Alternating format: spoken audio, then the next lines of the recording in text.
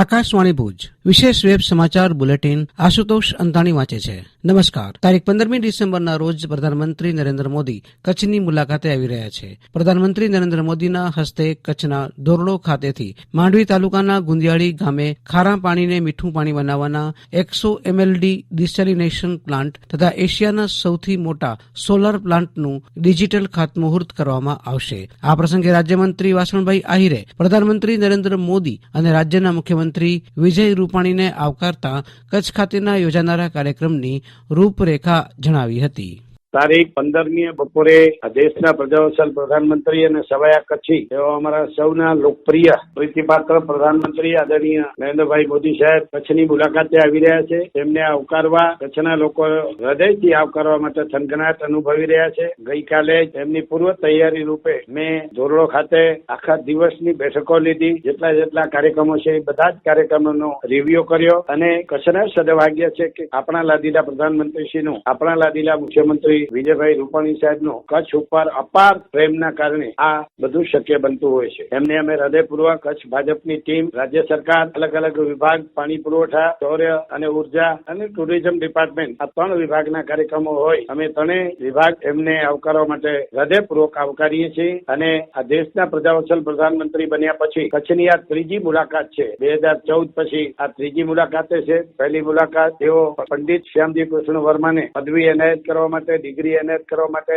Bhuj air force ખાતે પધાર્યા હતા. બીજી એમની મુલાકાત અંજાર ખાતે ગોવર્ધન પર્વત ખાતે આપણા લાડીલા પ્રધાનમંત્રી શ્રી કચ્છમાં આવીને કચ્છીઓનો હોસલો વધાર્યો હતો. અને આજે 3જી મુલાકાત એશિયાનું સૌથી મોટું સોલાર પાર્ક અને ડિસેલિનેશન પ્લાન્ટનું ખાતમુહૂર્ત કરવા આવી રહ્યા છે. કચ્છની આર્થિક વૃદ્ધિ, કચ્છની ઔદ્યોગિક પ્રગતિ આકાશને આંબે એ દિશામાં ભારત સરકાર, આપણા પ્રધાનમંત્રી, આપણા મુખ્યમંત્રી આદરણીય બંને મહાનુભાવોના કારણે આ શક્ય બન્યું છે. પહેલા જ તેઓ ધોરડો ખાતે આવશે, ત્યાર પછી તેઓ અલગ અલગ સમાજના લોકોને મળશે, ત્યાર પછી વર્ચ્યુઅલ ખાતમુહૂર્ત કરશે તેમના કરકમરો દ્વારા. ગુંદિયાળી માંડવી તાલુકો અને ધર્મશાળા બેડિયાબેટથી આગળ એશિયાનું સૌથી મોટું સોલાર પાર્કનું ખાતમુહૂર્ત માનનીય આદરણીય નરેન્દ્રભાઈના વરદ હસ્તે કરવામાં આવશે. અને આ બધા જ કાર્યક્રમો સંપન્ન કરીને તેઓ કચ્છ નહીં દેખા તો કુછ નહીં દેખા એવા આપણા સૌના આદરણીય અમિતાભજીની જે કહાની છે, અમિતાભજીનું જે એક કવચ છે એ નિહાળવા માટે કચ્છનું સોહામણું રણ વ્હાઇટ ડેઝર્ટ ની મુલાકાત લેશે. ત્યાં નાનો એવો એક કલ્ચર કાર્યક્રમ છે જે કચ્છના કલાકારો ગૌરવરૂપી આદરણીય ગીતાબેન રબારી અને ઉસ્માનભાઈ મીર દ્વારા લોક સંસ્કૃતિનો કાર્યક્રમ પણ પ્રસ્તુત કરવામાં આવશે. તો આ બધા જ કાર્યક્રમો પૂર્ણ કરીને આપણા વાલસોયા પ્રધાનમંત્રી આદરણીય નરેન્દ્રભાઈ દિલ્હી સીધા આવશે. ધન્યવાદ. પુનઃ એકવાર મહાનુભાવોનું હું હૃદયપૂર્વકનું હાર્દિક સ્વાગત કરું છું. ગુજરાત પ્રદેશ ભાજપાની 2 દિવસીય ચિંતન બેઠક ભાજપા પ્રદેશ કાર્યાલય શ્રી કમલમ ગાંધીનગર ખાતે યોજાઈ. આ બેઠકમાં ભાજપ પ્રદેશ અધ્યક્ષ CR પાટીલ, મુખ્યમંત્રી વિજય રૂપાણી, નાયબ મુખ્યમંત્રી નીતિન પટેલ અને ભાજપના અગ્રણીઓ જોડાયા હતા. ભાજપ પ્રદેશ અધ્યક્ષ CR પાટીલે જણાવ્યું કે આ બેઠકમાં આગામી સમયમાં યોજાનારી ચૂંટણીઓ સહિત વિવિધ મુદ્દે ચર્ચા વિચારણા કરવામાં આવી હતી. સ્થાનિક સ્વરાજ્યની ચૂંટણીમાં સરકારની યોજનાઓ જનતા સુધી પહોંચાડવા ચર્ચા હાથ ધરાઈ હતી. રાજ્યમાં કોવિડના દર્દીઓ સાજા થવાનો દર 92.21% થયો છે. છેલ્લા 24 કલાકમાં કોવિડના 1338 દર્દીઓ સાજા થતાં કોવિડને માત આપનારની સંખ્યા વધીને 2,08,867 થઈ છે. આજે સમયગાળામાં કોવિડના નવા 1,204 દર્દીઓ નોંધાતા કોવિડના કેસની કુલ સંખ્યા 2,26,508 થઈ છે. અત્યારે રાજ્યમાં કોવિડના 13,481 એક્ટિવ કેસ છે.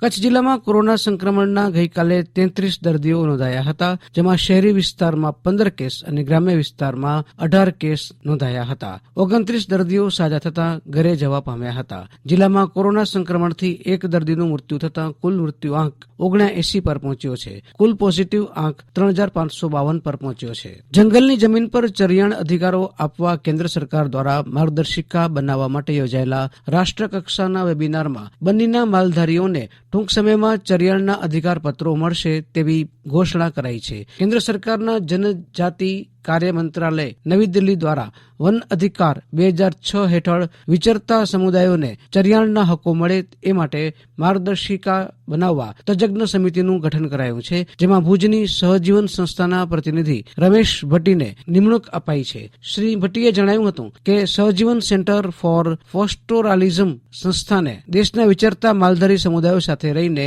સર્વગ્રાહી માર્ગદર્શિકા તૈયાર કરવાની જવાબદારી સોંપાઈ છે.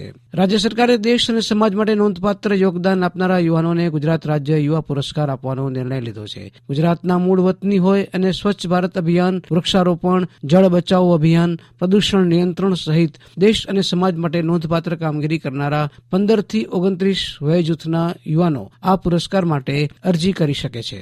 એગ્રોસેલ દ્વારા ભુજોડી ગ્રામ પંચાયતની મદદથી પર્યાવરણના ઋણ સ્વીકારનો અનોખો અભિગમ અપનાવવામાં આવ્યો છે. ભુજોડી ગ્રામ પંચાયતના સરપંચ લક્ષ્મીબેન વણકર અને ગામના આગેવાનોના પ્રયાસથી એગ્રોસેલ કંપની દ્વારા આ કાર્યક્રમ તાજેતરમાં યોજાયો, જે અંગે વાત કરતા એગ્રોસેલ કંપનીના ધર્મેશભાઈ અંતાણીએ આ મુજબ જણાવ્યું હતું. એગ્રોસેલ પ્રાઇવેટ લિમિટેડ કંપની દ્વારા તેમના CSR કાર્યક્રમ એટલે કે સામાજિક દાયિત્વમાં આવતું જે કાર્ય છે એમાં અત્યારે હાલ સોલિડ વેસ્ટ મેનેજમેન્ટ એટલે કે ઘન કચરાનું વ્યવસ્થાપન સારી રીતે કરવામાં આવે અને એમાં પણ પંચાયતો સક્રિય ભાગીદારી નોંધાવે તો એ બંનેના સંયુક્ત પ્રયાસથી આપણે ગામોમાં એટલે કે અત્યારે હાલમાં ભુજોડી અને કુકમા ના ગામમાં બહુ સારી રીતે પંચાયત દ્વારા સક્રિય કામગીરી હાથ ધરવામાં આવી છે. પર્યાવરણને જે બગડતું જે આખું પરિબળ છે બગડતું એ છે પ્લાસ્ટિક જબલું, જે 50 માઇક્રોન અને 40 માઇક્રોન થી અંદર આવે છે. તો એવા જબલા પંચાયતની સાથે રહીને જરૂરિયાતવાળા વ્યક્તિઓ સાથે આપણે એ સાઇટ ઉપર વીણાવડાવીએ એટલે એને એનું અનાજનું જે ભરણ પોષણ એના ઘરના જીવન ધોરણ ચલાવવા માટે અનાજ આપણે એની સામે આપીએ છીએ. એટલે જેટલું પ્લાસ્ટિક, કારણ કે પ્લાસ્ટિકના જબલાની વેલ્યુ મોટા માર્કેટોમાં કે કબાડીવાળાઓ બહુ ઓછી કિંમત આપે છે. તો આપણે એમને કહ્યું કે તમે જેટલું પ્લાસ્ટિક અમને આપશો એની સામે અમે તમને અનાજ આપીશું. અત્યારે શિયાળો છે તો શિયાળાની રીતે બાજરો આપીએ છીએ. તો આ રીતે પંચાયત સાથે રહીને આપણે એમની ડમ્પ સાઇટ પણ સ્વચ્છ થાય, પર્યાવરણ બગડતું અટકે અને આપણો એક સામાજિક દાયિત્વનો પર્યાવરણનો ઋણ સ્વીકાર કરવામાં એક આપણું મોટું મહત્વનું યોગદાન ગણાય. અને એમાં પંચાયતના સરપંચશ્રી, ઉપસરપંચશ્રીઓ અને આગેવાનો પણ જોડાયા અને ખૂબ સરસ સહકાર મળ્યો છે. અને આ જ રીતે કુકમામાં પણ સારી કામગીરી થઈ અને આગળ ખાવડામાં પણ આપણા પ્રયત્નો ચાલુ છે. કચ્છ જિલ્લામાં ગઈકાલે યોજાયેલી ઈ લોક અદાલતોમાં બેંક રિકવરી, મોટર અકસ્માતો, વીજ બિલો, લગ્ન વિષયક જેવા 428 કેસોના નિકાલ સાથે વળતર પેટે રૂપિયા 41.31 કરોડની વસૂલાત કરવામાં આવી હતી. ગુજરાત રાજ્ય કાનૂની સેવા સત્તામંડળ અમદાવાદના માર્ગદર્શન હેઠળ મુખ્ય જિલ્લા ન્યાયાધીશ ID પટેલની રાહબરી હેઠળ જિલ્લાના 10 તાલુકા મથકોએ ઈ લોક અદાલતનું આયોજન કરાયું હતું. અદાણી સ્કિલ ડેવલપમેન્ટ સેન્ટર દ્વારા જિલ્લા મથક ભુજ ખાતે નાણાકીય છેતરપિંડી થતી કેમ અટકાવવી એ વિષય પર વેબિનારનું આયોજન કરવામાં આવ્યું હતું, જેમાં વિવિધ મુદ્દાઓ ઉપર ચર્ચા કરવામાં આવી હતી. આ વેબિનારમાં મિહિરસિંહ પરમારે વક્તવ્ય સાથે છેતરપિંડીથી બચવાના ઉપાયો સૂચવ્યા હતા. દર વર્ષે કચ્છના રણની મુલાકાતે આવતા પ્રવાસીઓ માટે આ વખતે ઉલ્કા વર્ષા નિહાળવાની ખાસ વ્યવસ્થા સફેદ રણ કેમ્પેઇનના સહયોગથી ગોઠવવામાં આવી છે. આ વર્ષે તારીખ 13મી અને 14મીની મધ્યરાત્રિએ આકાશમાં કલાકની 50 થી 150 ઉલ્કા ખરતી જોવા મળે તેવી સંભાવના છે. ખગોળશાસ્ત્રી નરેન્દ્ર ગોર જણાવે છે કે દર વર્ષની જેમ આ વખતે પણ મિથુન રાશિની ઉલ્કા વર્ષાનો સુંદર નજારો જોવા મળશે. આમ તો 7મી ડિસેમ્બરથી ઉલ્કા વર્ષાની શરૂઆત થઈ ચૂકી છે, પરંતુ સૌથી વધુ ઉલ્કાઓ તારીખ 14મીએ અમાસ હોવાને કારણે જોઈ શકાશે.